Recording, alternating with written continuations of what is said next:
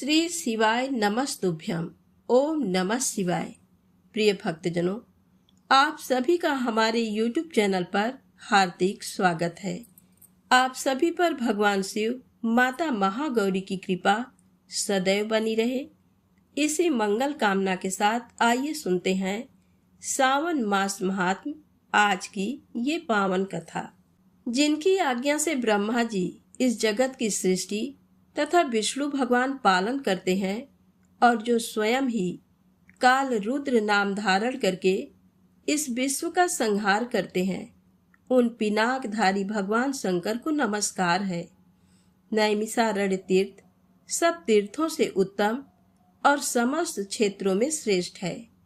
प्राचीन काल में वहां शौनक आदि तपस्वी मुनि एक ऐसे यज्ञ का अनुष्ठान कर रहे थे जो दीर्घ काल तक चालू रहने वाला था। उस यज्ञ में दीक्षित सभी महर्षियों का सबके प्रति समान भाव था। एक दिन उन सभी महात्माओं के दर्शन की उत्कंठा से प्रेरित होकर महातपस्वी व्यास शिष्य लोमस मुनि वहां पधारे। उस दीर्घकालिक यज्ञ का अनुष्ठान करने वाले मुनियों ने लोमस जी को आया देख एक साथ ही उठकर उनका स्वागत किया। सबके मन में उल्लास छा गया। सभी उनके दर्शन के लिए उत्सुक थे। वे पाप रहित महाभाग महर्षिगण लोमस जी को अर्घ्य और पाद निवेदन करके उनके सत्कार में लग गए। आतिथ्य के पश्चात उन्होंने विस्तार पूर्वक शिव धर्म सुनाने के लिए लोमस जी से प्रार्थना की। इस पर उन्होंने शिव जी के उत्तम महात्म का इस प्रकार से वर्णन आरंभ किया। लोमस जी बोले, 18 पुराणों में परम पुरुष भगवान शिव की महिमा का गान किया गया है। अतः शिव जी के महात्म का पूर्णतया वर्णन कोई भी नहीं कर सकता। जो लोग शिव इस 2 अक्षर के नाम का उच्चारण करेंगे उन्हें स्वर्ग और मोक्ष दोनों प्राप्त होंगे, इसमें तनिक भी संदेह नहीं है। महादेव जी देवताओं के पालक और सबका शासन करने वाले हैं। वे बड़े उदार और दानी हैं। उन्होंने अपना सब कुछ दूसरों को दे डाला है, इसीलिए वे सर्व कहे गए हैं। जो सदा कल्याण करने वाले भगवान शिव का भजन करते हैं वे धन्य हैं। जिन्होंने दूसरों की रक्षा के लिए विष भक्षण किया, दक्ष यज्ञ का विनाश किया, काल को दग्ध कर डाला और राजा श्वेत को संकट से छुड़ाया, उन महादेव जी की महिमा का वर्णन कौन कर सकता है। मुनियों ने पूछा, मुने, भगवान शिव ने कैसे विष भक्षण किया तथा कैसे दक्ष यज्ञ का विनाश किया, वे सब बातें हमें बताइए। हमारे मन में वह सब सुनने के लिए बड़ी उत्कंठा है। लोमस जी बोले, विप्रगण, पूर्व काल की बात है। प्रजापति दक्ष ने परमेष्ठी ब्रह्मा जी के कहने से अपनी पुत्री सती का विवाह महात्मा शंकर जी के साथ कर दिया था। एक दिन वे ही दक्ष स्वेच्छानुसार घूमते हुए नैमिषारण्य में आए। वहां के ऋषि मुनियों ने उनका बड़ा आदर सत्कार किया। संपूर्ण देवताओं और असुरों ने भी स्तुति और नमस्कार के द्वारा दक्ष का सम्मान किया, किंतु भगवान शंकर ने उनको प्रणाम नहीं किया। दक्ष ने जब इस बात की ओर लक्ष्य किया तब उनके मन में बड़ा क्रोध हुआ। वे प्रजापति ठहरे, ये अपमान कैसे सहते।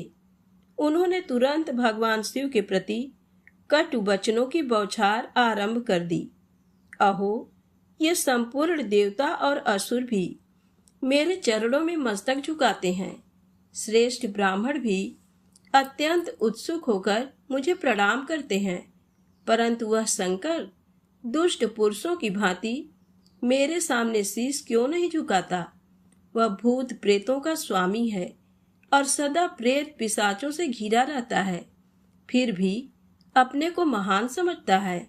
इसलिए आज मैं उसे शाप देने को उद्यत हुआ हूँ। श्रेष्ठ ब्राह्मणों, मेरी बात सुनो और इसका पालन करो। आज से इस रुद्र को मैंने यज्ञों से बहिष्कृत कर दिया। दक्ष का ये कठोर वचन सुनकर नंदी को बड़ा क्रोध हुआ।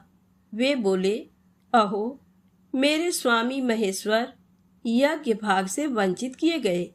यज्ञ, दान, तप तथा नाना प्रकार के तीर्थ जिनके नाम से ही पवित्र हुए हैं, उन्हीं भगवान शिव को शाप क्यों दिया गया?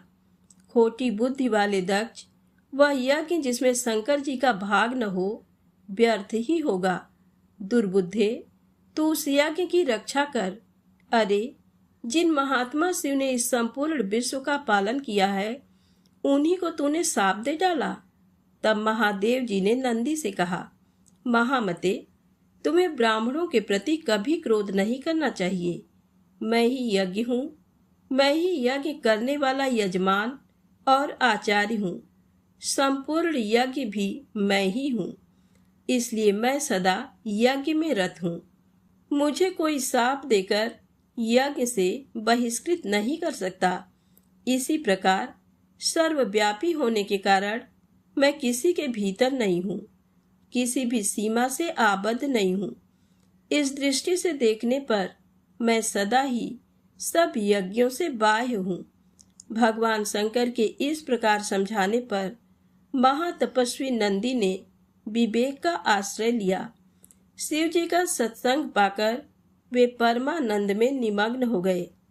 उधर मुनियों से घिरे हुए दक्ष भी अत्यंत रोष में भरकर अपने स्थान को चले गए। वे प्रणाम न करने वाले रुद्र को भूल न सके। बारंबार उनका स्मरण करके क्रोध से जलने लगे। भगवान शिव की ओर से उन्होंने श्रद्धा हटा ली और वे शिव के उपासकों की निंदा में संलग्न रहने लगे। एक समय दक्ष ने स्वयं ही एक महान यज्ञ का आयोजन किया। उसमें उन्होंने बड़े बड़े तपस्वी ऋषि मुनियों को बुलाया। वशिष्ठ आदि अनेक महर्षि उस महायज्ञ में पधारे। अगस्त्य, कश्यप, अत्रि, वामदेव, भृगु, दधीच, भगवान व्यास, भरद्वाज और गौतम, ये तथा और भी बहुत से महर्षि वहां आए। सभी देवगण, समस्त लोकपाल, विद्याधर, गंधर्व तथा किन्नरों का भी आगमन हुआ। उस यज्ञ में सत्यलोक से लोक पितामह ब्रह्मा जी तथा वैकुंठ धाम से भगवान विष्णु भी बुलाए गए थे। इंद्राणी के साथ देवराज इंद्र, रोहिणी के साथ चंद्रमा तथा अपनी प्रिया के साथ वरुण देव भी आए थे। कुबेर पुष्पक विमान पर, वायुदेव मृग पर तथा अग्निदेव बकरे की सवारी पर चढ़कर पधारे थे। नैऋत्य कोण के अधिपति नैऋति प्रेत के कंधे पर बैठकर आए थे। इस प्रकार सब लोग दक्ष की यज्ञशाला में उपस्थित हुए। दक्ष ने सबका सत्कार किया।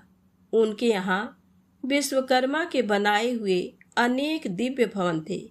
वे सभी बहुमूल्य उपकरणों से सजे हुए तथा अत्यंत प्रकाशमान थे। उन्हीं भवनों में दक्ष ने अपने समागत अतिथियों को यथा योग्य स्थान देकर ठहराया। दक्ष का वह महायज्ञ कनखल तीर्थ में आरंभ हुआ। उसमें उन्होंने भृगु आदि तपोधनों को ऋत्विज बनाया। अनेक प्रकार के कौतुक और मंगलाचार संपन्न करके दक्ष ने उस यज्ञ की दीक्षा ली। साथ में उनकी धर्म पत्नी भी बैठी। ब्राह्मणों ने स्वस्ति वाचन किया। उस समय अपने सुहृदों से घिरे हुए दक्ष अपना महत्व बढ़ जाने के कारण अधिक सुशोभित हो रहे थे।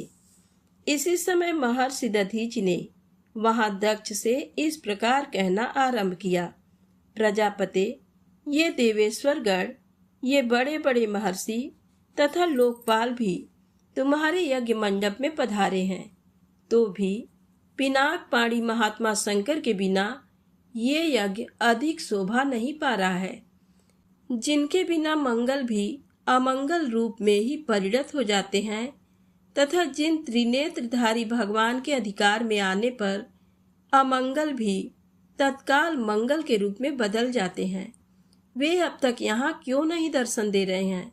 दक्ष, अब तुम्हें ही भगवान विष्णु और इंद्र के साथ जाकर परमेष्ठी भगवान महेश्वर को बुला ले आना चाहिए। उन योगी शंकर की उपस्थिति से यहाँ सब कुछ पवित्र हो जाएगा, जिनके स्मरण तथा नामोच्चारण से सब पुण्यमय हो जाता है। दधीच का ये वचन सुनकर दक्ष क्रोध में भर गए और बड़ी उतावली के साथ उत्तर देने लगे। उनका भीतरी भाव तो दूषित था, किंतु ऊपर से वे हंसते हुए से बोल रहे थे। उन्होंने कहा, संपूर्ण देवताओं के मूल हैं भगवान विष्णु, जिनमें सनातन धर्म की स्थिति है, जिनमें संपूर्ण वेद, यज्ञ और नाना प्रकार के सत्कर्म भी प्रतिष्ठित हैं। वे भगवान विष्णु तो यहाँ पधारे ही हैं। सत्यलोक से लोक पितामह ब्रह्मा जी भी आ गए हैं। उनके साथ समस्त वेद, उपनिषद और नाना प्रकार के आगम भी हैं। इसी प्रकार आप जैसे निष्पाप महर्षिगण भी आ गए हैं।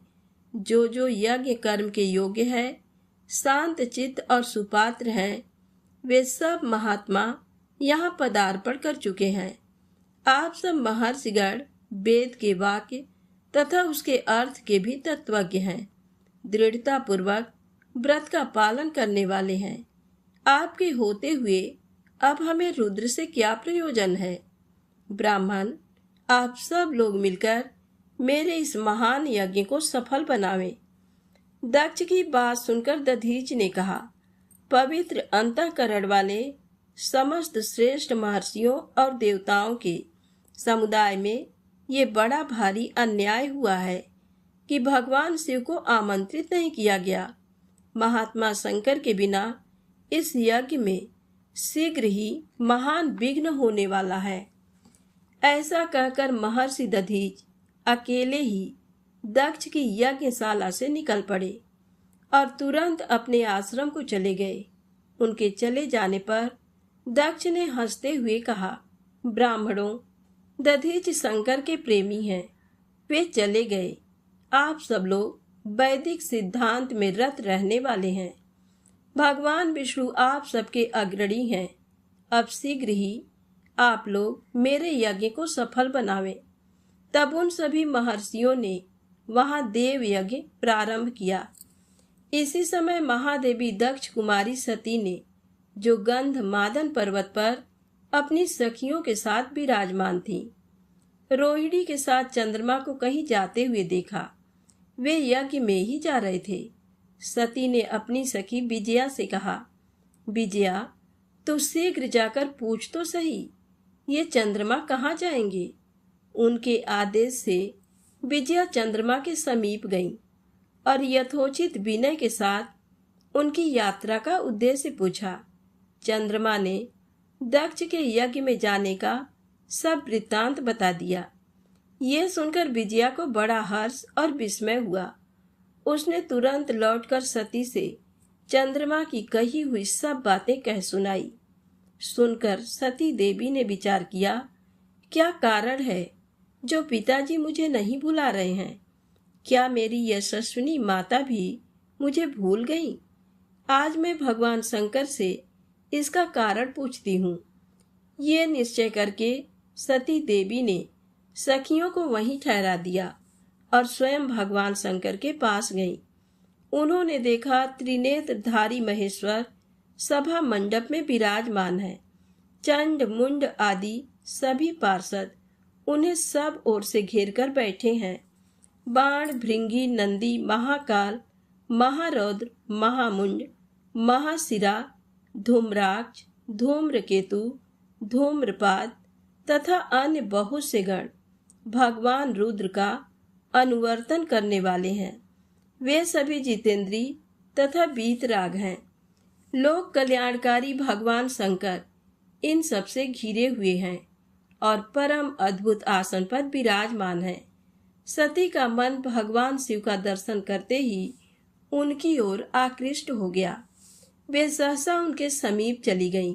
भगवान शिव ने बड़े आदर के साथ प्रीति युक्त वचनों से सती को आनंदित किया और कहा, प्रिये, इस समय यहाँ तुम्हारे आगमन का क्या कारण है? सती बोली, देव देवेश्वर, मेरे पिता के घर महान यज्ञ हो रहा है, उसमें चलने के लिए आपकी रुचि क्यों नहीं होती? सदाशिव, यद्यपि आप उस यज्ञ में बुलाए नहीं गए हैं, तथापि आज मेरे कहने से मेरे पिता की यज्ञशाला में आप स्वयं सब प्रकार से प्रयत्न करके पधारे।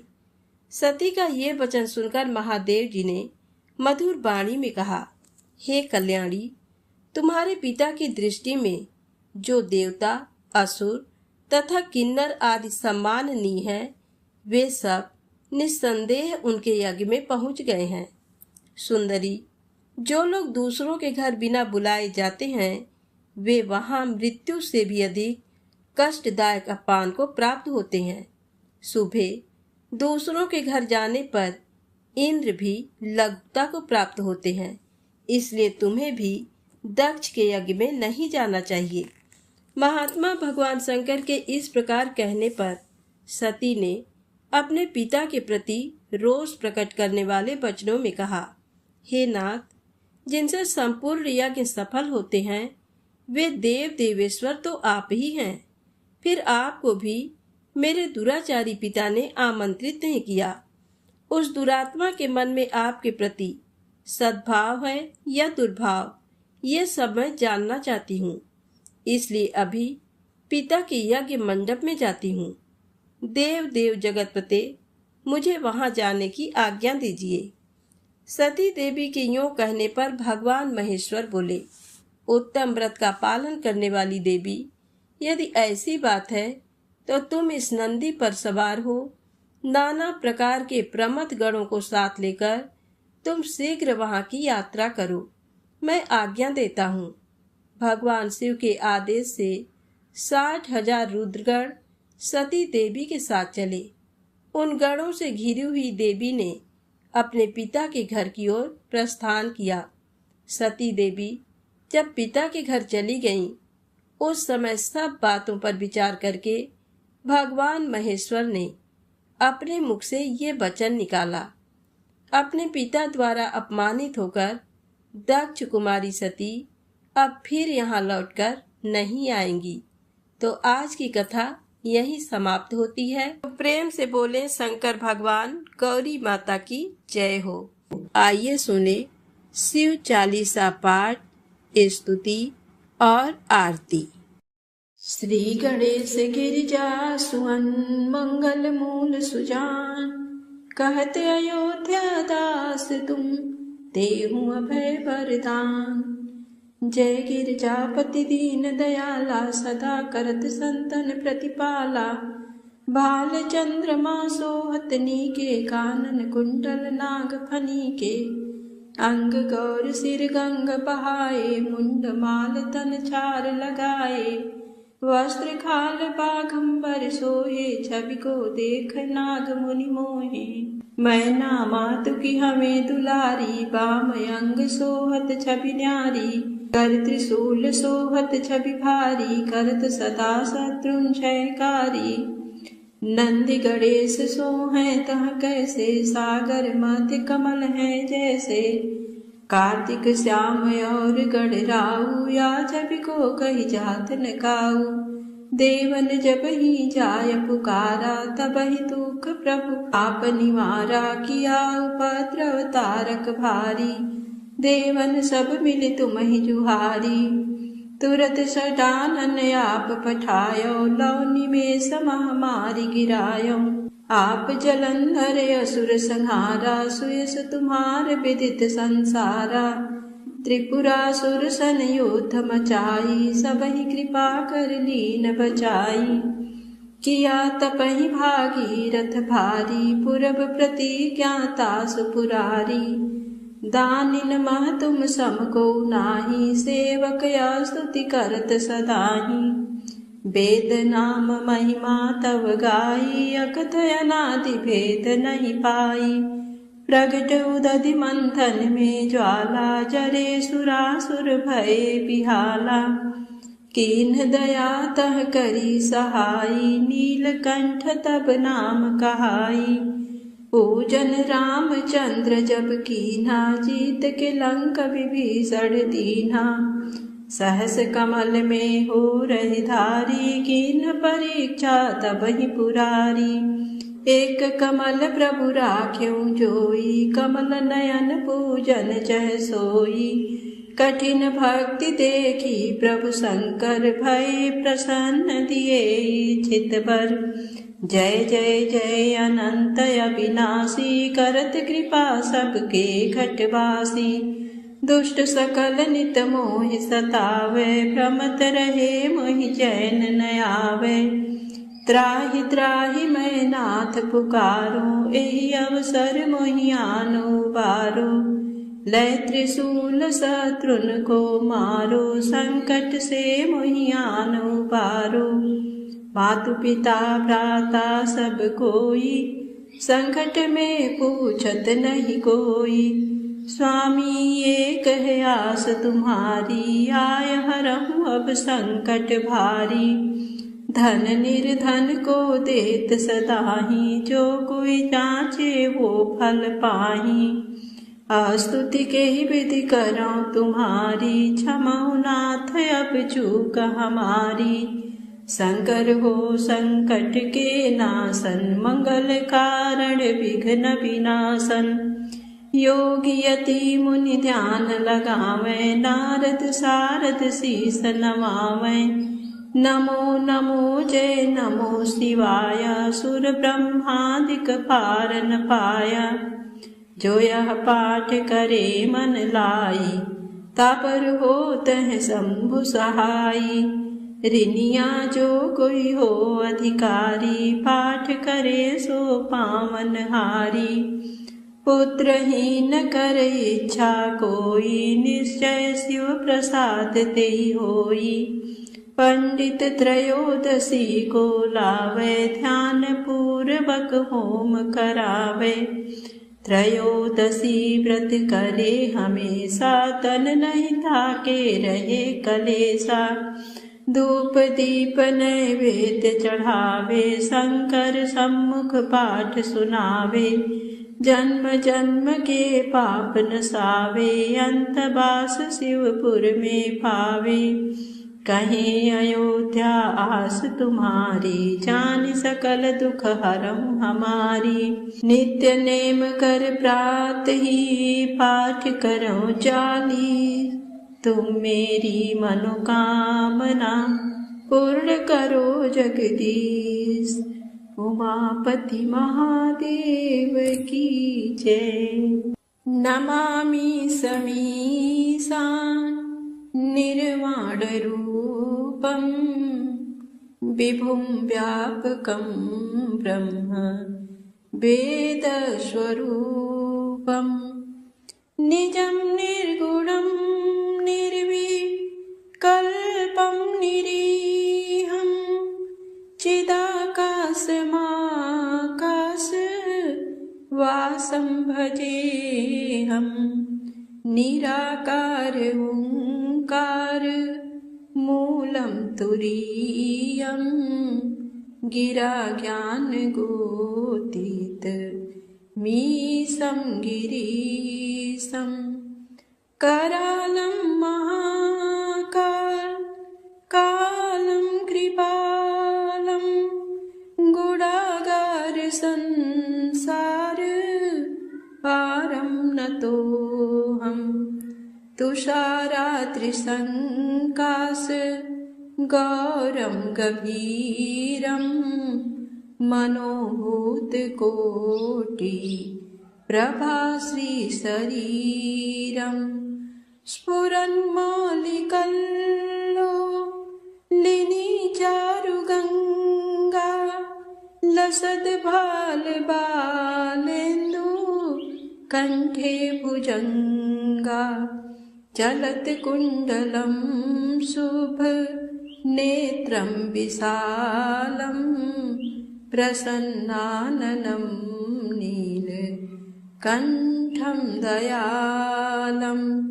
मृगाधीशचर्मां वरं मुण्डमालं, प्रियं शङ्करं सर्वनाथं भजामि।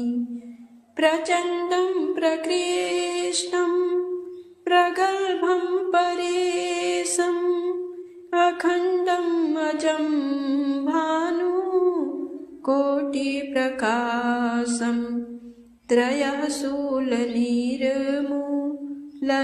शूलपाणिं भजेऽहं भवानी पतिं भावगम्यं कलातीत कल्याण कल्पान्तकारी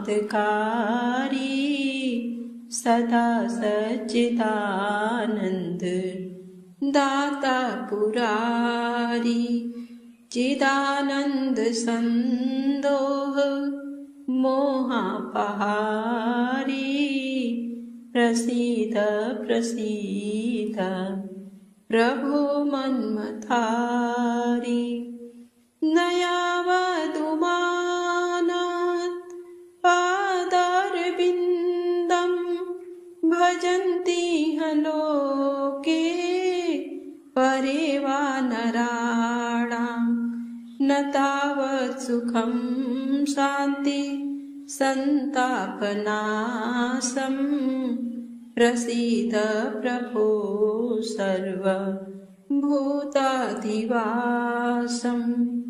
न जानामि योगं जपं नैव पूजां न तोऽहं सदा सर्वदा सम्भुतोऽभ्यं जराजन्म दुःखाघ तातप्यमानं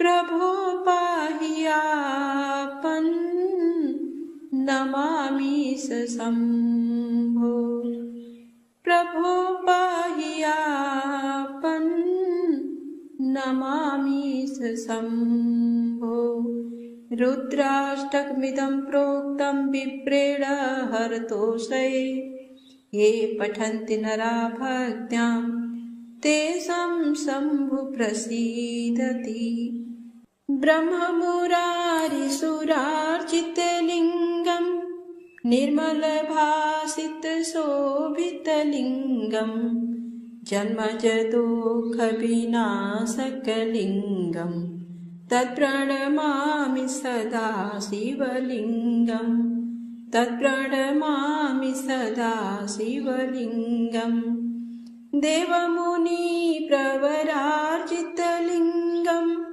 कामदहं करुणाकरलिङ्गं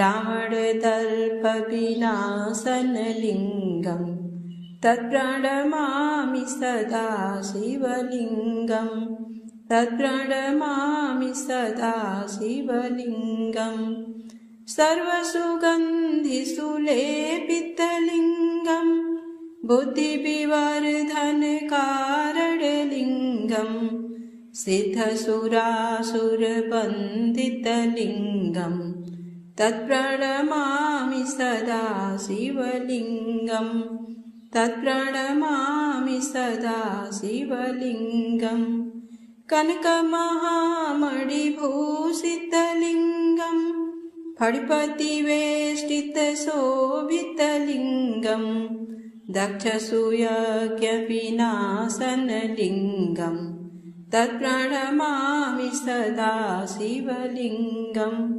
तत्प्रणमामि सदा शिवलिङ्गं कुङ्कुमचन्दनलेपितलिङ्गं पङ्कजहारसुशोभितलिङ्गं सञ्चितपापविनाशनलिङ्गं तत्प्रणमामि सदा शिवलिङ्गं तत्प्रणमामि सदा शिवलिङ्गं देवगणार्चितसेवितलिङ्गं भावैरभक्तिभिरेव च लिङ्गं दिनकरकोटिप्रभाकरलिङ्गं तत्प्रणमामि सदा शिवलिङ्गं तत्प्रणमामि सदा शिवलिङ्गम् अष्टदलोपरिवेष्टितलिङ्गं सर्वसमुद्भवकारणलिङ्गम् अष्टदरिद्रविनाशितलिङ्गं तत्प्रणमामि सदा शिवलिङ्गम् तत्प्रणमामि सदा शिवलिङ्गम् सुरगुरुसुरवरपूजितलिङ्गम् सुरवनपुष्पसदार्जितलिङ्गम् परात्परं परमात्मकलिङ्गम् तत्प्रणमामि सदा शिवलिङ्गम् तत्प्रणमामि सदा शिवलिङ्गम् लिङ्गाष्टकमिदं पुण्य यः पठेत् शिवसन्निधौ शिवलोकमवाप्नोति शिवेन सह मोदते।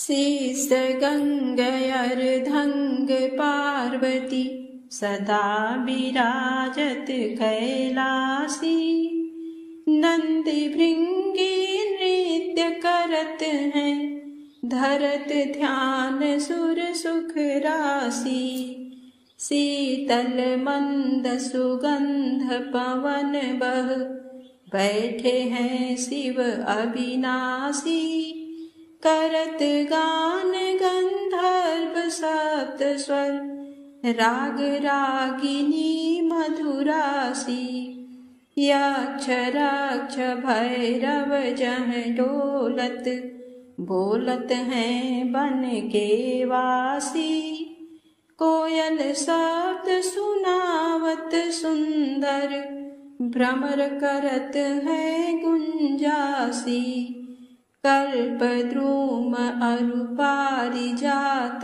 तरु लाग रहे हैं लक्षासी कामधेनु कोटिन जह डोलत करत दुग्ध की वर्षासी सूर्यकांत सम पर्वत शोभित चंद्रकांत सम हिम राशि नित्य छहो ऋतु रहत सुशोभित सेवत सदा प्रकृति दासी ऋषि मुनि देव तनुज नित सेवत गान करत श्रुति गुण राशि ब्रह्मा विष्णु निहारत निस दिन कछु शिव हमको फरमासी रिद्धि सिद्धि के दाता शंकर नित सत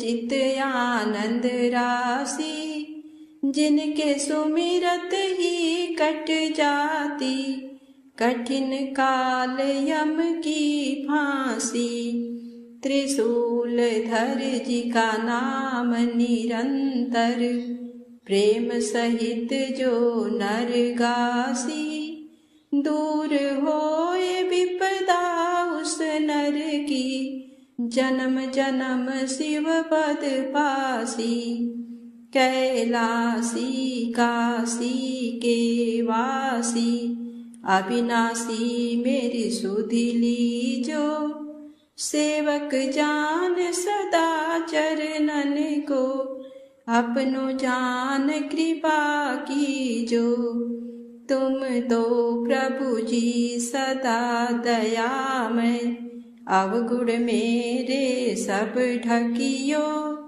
सब अपराध क्षमा कर शंकर किंकर की बिनती सुनियो शीस गंगयर धंग पार्वती सदा विराजत कैलासी नंदी भृंगी नृत्य करत हैं धरत ध्यान सुर सुख राशि बम बम शिव कैलाशपति बम बम शिव कैलाशपति बम बम शिव कैलाशपति उमापति महादेव की जय।